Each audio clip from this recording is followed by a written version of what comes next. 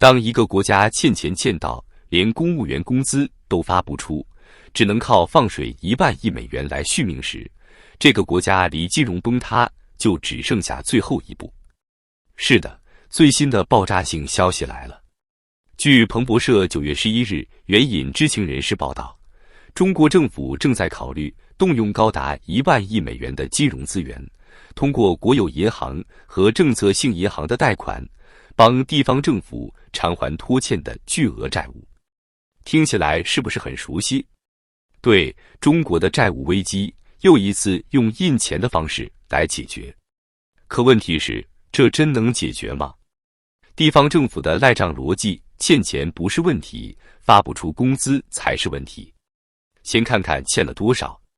据经济学家的估算，中国地方政府相关实体拖欠企业和公务员的债务总额高达10万亿元人民币，折合约 1.4 万亿美元，相当于去年中国 GDP 的 7%。这笔钱是怎么欠下的？过去几年，疫情防控烧钱无数，基建投资疯狂上马，土地财政却塌方了。结果是什么？钱没了，债务爆了，工资拖了，账款赖了。企业的账收不回来，现金流断裂，公务员工资被拖欠，民怨沸腾。于是，中央只能硬着头皮上让国开行、农发行这些政策性银行给地方输血。但别忘了，这些钱也不是白给的，政策性银行的贷款是要付利息的。换句话说，债务不是消失了，而是换了个口袋，从地方政府转移到了银行体系，最终还是全民买单。有人可能会说，中央政府自己不背债啊，是政策性银行背的。但这只是换汤不换药。为什么？因为政策性银行的钱从哪里来？从央行放水，从市场发债。最终，这些利息，这些坏账都还是算在国家账本上。这就是所谓的广义赤字率，不光是财政赤字，还有政府通过银行、基金、隐性债务转移出来的影子赤字。真实的债务风险远比官方公布的赤字率可怕。官方说今年财政赤字率是 3% 左右，但广义赤字率呢？保守估计至少超过 8%。这意味着什么？意味着政府其实在疯狂举债，只是用不同的渠道掩盖。再放水1万亿能顶多久？有人算过一笔账，中国每年土地出让金的缺口就有 0.6 万亿人民币。什么意思？就是即使这次再放水1万亿美元，也不过能弥补1-2年的缺口。之后呢？还是欠，还是拖，还是赖。地方政府尝到了甜头，反正最后中央会兜底，反正政策性银行会输血，那以后欠钱就更有恃无恐。这不是救火，这是在给债务危机添油。最惨的是谁？当然是民营企业。据知情人士透露，光是第一阶段的清欠计划就涉及至少1万亿元人民币，目标是在2027年前完成。这意味着什么？意味着还有3年，企业要继续在资金链紧绷、账款被拖的状态下苟活。多少企业已经死在路上？据不完全统计，仅2024年，全国注销、吊销的企业数量超过480万家，创下历史新高。而原因之一就是地方政府和国企欠账不还，把民营企业拖进了债务泥潭。中央说要解决清欠问题，领导人在《求是》杂志上还专门发话，要从政府、从国有企业，特别是中央企业带头做起，落实责任，加快清欠进度。不能边清边欠，清了又欠。听起来很漂亮，但问题是，这话已经说了多少年？欠债的手段在升级，账款的数字在膨胀。这次再放水1万亿美元，不过是换个方式，把企业的钱继续榨干。别忘了，国有银行也不是铁打的。今年上半年，中国5大商业银行计提的贷款损失准备金高达3.51万亿元人民币，比去年底增加了近6%。什么意思？就是银行坏账越来越多，资产负债表越来越难看。而现在，中央要他们再掏钱给地方政府擦屁股，这意味着什么？意味着银行利润进一步下滑，不良贷款进一步上升。最终，存款人的钱会不会被用来兜底？别忘了，中国已经有地方小银行暴雷，储户取不出钱的先例。所以，这1万亿美元的放水，看似帮了地方政府，实则把整个银行体系绑在了债务炸弹上。有人说，这次中央如果真的掏出1万亿美元，至少能缓解地方政府和民营企业的资金链危机。真的吗？别忘了，债务是有成本的，贷款有利息，放水有代价。就算这笔钱能短期稳住局面，长期呢？债务雪球越滚越大，金融风险越积越深。这就像一个人欠了高利贷，不断借新债还旧债，看似还上了一部分，其实总债务越来越沉重，直到最后一口气都透不过来。根据公开数据，截至2024年底，中国地方政府债务余额已经接近40万亿元人民币。如果算上地方融资平台的隐性债务，经济学家估计总规模超过90万亿元人民币。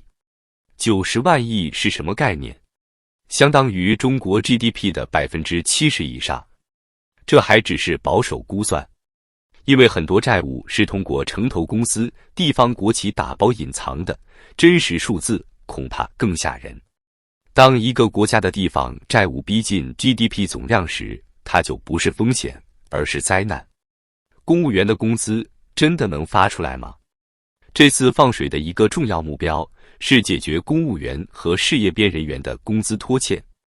据经济学家估算，地方政府光是拖欠企业账款和公务员薪资就有10万亿元人民币。这意味着什么？意味着很多地方连铁饭碗的饭都快端不稳了。去年，贵州、云南、甘肃等地频频传出公务员降薪、停发奖金的消息。在河南，有的县城教师工资被拖欠长达数月；在东北，有公务员被要求主动返还部分绩效工资。当公务员都拿不到工资时，普通老百姓还能指望什么？政府欠钱，企业死撑，银行被掏空，最后受害的还是老百姓。在过去2年，民间投资持续下滑。国家统计局数据显示，2024年中国民间固定资产投资同比下降0.4%，这是自改革开放以来罕见的长期负增长。为什么？因为企业家心里清楚，钱投下去，项目干完了，政府欠账不还。这不是投资，这是拿真金白银去填一个无底洞。于是，企业选择躺平，能不投就不投，能撤资就撤资。结果是什么？就业机会减少，青年失业率飙升。据独立研究机构测算，2025年中国16至24岁青年真实失业率可能已经接近30%。就业冰冷，工资停滞，房价下跌，债务压身，整个社会的信心被掏空的只剩下一个壳。不要以为国有银行是安全垫，这几年银行早已在为政府埋单，低息贷款、延期还款、强制支持基建，利润被挤压到极限。2025年上半年，工行、中行、农行、建行、交行5大行的净利润增速几乎全部跌破了3%。与此同时，不良贷款率却在上升。银保监会的数据显示，全国商业银行不良贷款余额在2025年上半年突破3.2万亿元人民币。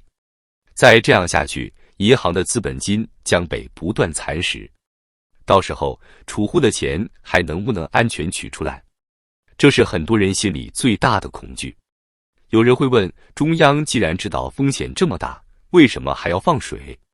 答案很残酷，债务已经成为中央控制地方的一根狗链。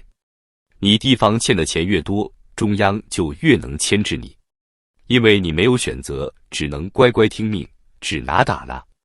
所以这1万亿美元的放水，本质不是救地方，而是训地方。它让地方政府在债务泥潭里越陷越深，越无力反抗。但问题是，这根狗链同时也套在了整个国家的脖子上。当债务拖垮银行，当银行拖垮金融体系，当金融体系拖垮老百姓的钱袋子，那一刻，不只是地方政府没救了，而是整个中国经济的根基被一锅端。根据知情人士透露，这个清建计划的目标是到2027年完成。也就是说，未来3年，政府还会不断借新债来还旧债，不断把银行推向火坑。而在这3年里，中国经济增长可能继续下滑。国际货币基金组织预测，2025年中国 GDP 增速可能跌破 3%， 刷新改革开放以来最低水平。债务越滚越大，经济越拖越慢，恶性循环已经形成。到那时，1万亿美元可能只是一粒止痛药，而真正的病灶是整个财政和经济体系的癌变。再放水1万亿美元，能解决拖欠工资和企业账款的问题吗？答案是能救一时，救不了一世。这笔钱只是让债务换个马甲，从地方政府的账本转移到银行的账本，而最终还是要由老百姓来买单。工资缩水，养老金缩水，存款缩水，资产缩水，这不是救市，这是饮鸩止渴。这不是化债，这是在给未来的金融危机埋雷。当一个国家靠不断放水来续命，当一个社会连公务员的工资都要靠印钞来发，那说明他已经站在悬崖边缘。1万亿美元不是救赎，而是警告。